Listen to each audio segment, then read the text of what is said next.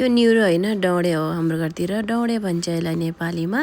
Neuro भनेको पातलो हुन्छ अलि मसिनो हुन्छ काल न्युरो के भन्ने न्युरो एकदम हुन्छ है हाम्रो घरतिर।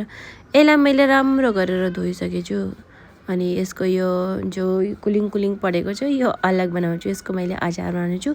यसको पनि मैले रेसिपी हाल्ने छु है म कसरी बनाउँछु भनेर।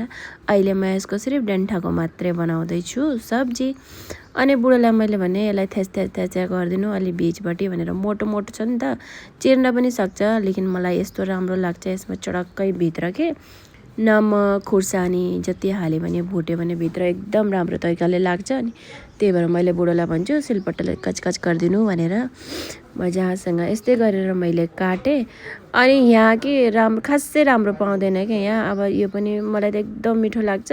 अनि छोरीलाई जे बाबाले गर्यो त्यही गर्न पर्छ फेरि बाबासँगै बसेर। अनि मैले अलि धेरै तेल हालेछु। न्युरोलाई अलि धेरै तेल चाहिन्छ त तेल हालेँ। अनि प्याज पनि मसिनो काट्न पर्दैन अलि मोटो मोटो काटेर हाले पनि हुन्छ। उसको बाद फेरि टमाटर पनि काटेँ अनि हल्दी र नुन हालेर मैले मजासँग पकाएँ। अनि बुढोलाई मसला पिस्नु भने अनि मसला हालेर यसलाई मजासँग पकाउँछु एकछिनसम्म। मजासँग पकाउने जबसम्म यसको तेल अलि माथिर आउँदैन तबसम्म पकाउने कि राम्रोसँग पकाउने त सबैको अलग अलग तरिका हुन्छ होइन। तर यसरी बनाएको मलाई एकदम मिठो लाग्छ।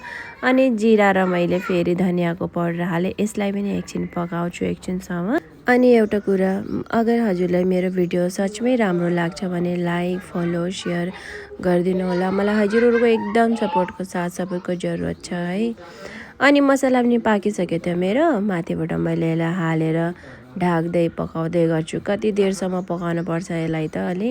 निगुरो भनेको छिटो पाक्छ यो डौडे भनेको खासै पाक्दैन। राम्ररी पाकेन भने चिप्लो हुन्छ के त्यही भएर यसलाई अलि देरसम्म पकाउनु पर्छ। यसलाई तेल पनि अनि धेरै चाहिन्छ होइन। अब यसको जो मुन्टा छ उसको पनि मैले बनाएर देखाउने छु उसको रेसिपी। अनि अग्लो भोलितिर हाल्छु होला।